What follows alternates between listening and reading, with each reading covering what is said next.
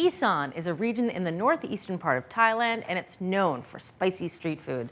One of the most popular dishes is a grilled chicken called gai yang. It's small chickens that are butterflied and grilled over hot coals, made extraordinary by the herb marinade and a sweet, spicy dipping sauce. So pack your bags, because Bridget and I are taking you on a trip to Thailand. We are? Yes. But we're not leaving the test kitchen. We're gonna make this great dish at home, and here's the good news. Almost everything from this recipe you can find either in your own kitchen or at the supermarket. Couple of exceptions, first of which we're gonna get to right now. Try to find a 2-pound chicken here in the United States. It's almost impossible. So we're going with Cornish game hens. They're great. They're about 1.25 pounds to 1.5 pounds a piece. We're using 4 in total, and we're gonna butterfly them. I'm gonna get rid of any excess skin at this point. See here, this is the backbone. Just gonna run the scissors along either side, and these tiny little birds just cut so easily. There we go. I wanna flip these over and just give them a good little press. Flatten down that little meat. CPR? Yes, exactly. Flatten down that breastbone, and that's gonna make it cook much more evenly. Let's get these into the bowl with the other two. And if you don't mind, just scooting that aside. Sure. I'm gonna wash my hands real quick.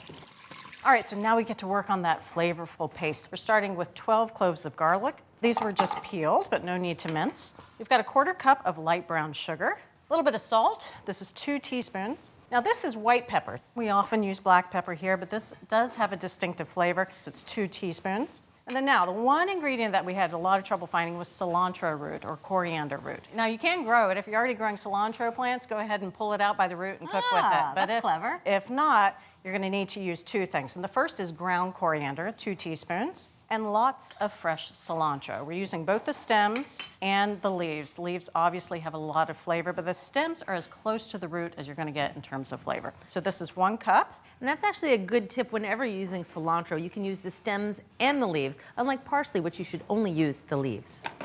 All right, let's process this. It's gonna take about 10, maybe 15 pulses. Oh, that smells good. You smell the garlic and the cilantro. It's very fresh. Very, very fresh. Let me just scoop this into a bowl here. It is super thick. Almost looks like a pesto. It does. Well, it kind of is. Just need some nuts. I mean, besides you and me. Last ingredient is a 1/4 cup of fish sauce. And this also is really high in sodium, so it's going to help to brine the chicken as well. Huge amount of flavor packed into this tiny little bowl here. All right, so let's give the chicken a massage. I'm gonna pour this right over, work it into the meat all over, get in those nooks and crannies. This is not a time to pull out the tongs or the wooden spoons. This is the time to get your hands dirty. Now, if you wouldn't mind grabbing that plastic bag and holding it open for me, pop these in there. 1 little birdie, 2 little birdies. Trick or treat. All right, let's get that guy in, and the rest of this marinade. Press out any extra air. Finish sealing it. We're gonna put this in the fridge, and we wanna let it go a minimum of 6 hours, but you can let it go overnight. But what's important is about halfway through, you wanna flip over the bag just to make sure it's all marinating evenly. Off to the fridge. Sounds good. So while the hens are marinating, we're gonna make our dipping sauce. We've gone ahead and boiled 1/2 cup of distilled white vinegar and 1/2 cup of sugar. Just brought it up to a simmer, let it go for about 5 minutes, and you get this. It's kind of a simple syrup, but made with vinegar. And we let this cool completely, so we're ready to move on. Now here's the heat. These are Thai chilies, sometimes known as bird chilies. Yeah, a little bit goes a long way. So you do wanna just stem them. You're going bold. You're not even wearing gloves. No, I'll be paying for it later. Now, if you're a little sensitive to spicy food or chilies in particular, don't hesitate to put on a pair of gloves when prepping these. Yeah, you don't want to rub your eye after you've done this. We're gonna mince these. All right, so that looks good.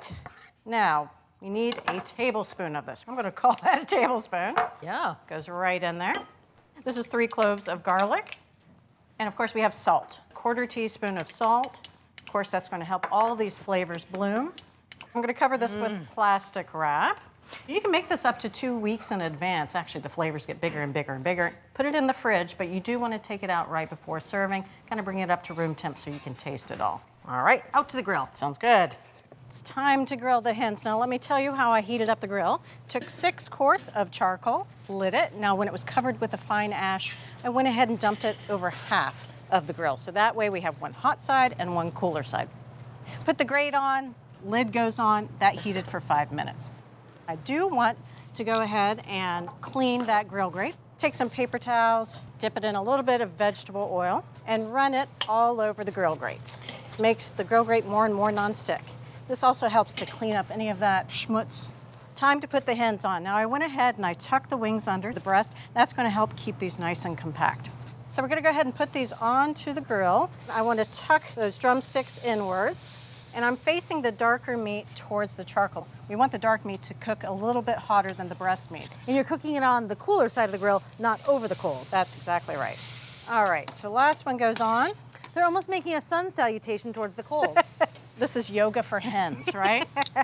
All right, so now I'm gonna put the lid back on, position the vent over the chicken so the heat can come through. Now we're gonna leave these in there about 35 to 40 minutes. They won't be done at that point. We want the breast meat to register between 145 and 150. Now during that half hour or so, I'll go in there and I'll rotate the chickens as needed. All right, let's check the hens. Ooh, let's take the temp. We're looking for, again, between 145 and 150. Beautiful. On the nose. All right, now these are not done cooking, obviously. I'm going to flip these over onto the coal side, the hotter side. Oh, look at that back. Oh. Lid goes back on. These are going to cook for another 3 to 5 minutes until the breast meat registers 160.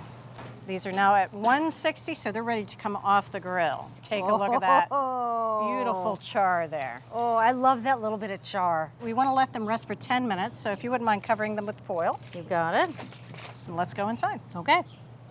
It's the payoff. Ooh. I've been waiting. Off the grill, and we're ready to eat. I'm gonna go ahead and carve this. It's so easy if you just cut them in half. And we have our sticky rice here, which is traditionally served with gaiyang. And you can get the recipe for it on our website. A little Cornish hen there. Ooh. And would you like, we're gonna call it the drizzling sauce today. On everything. On everything. Oh. It's very potent. I'll start you off with a little bit, and you can ask for more if you want. Carve that right off there.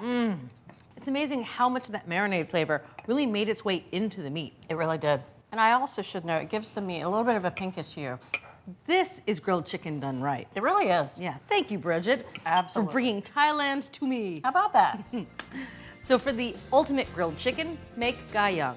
Start by butterflying Cornish game hens and marinate them in a cilantro garlic mixture.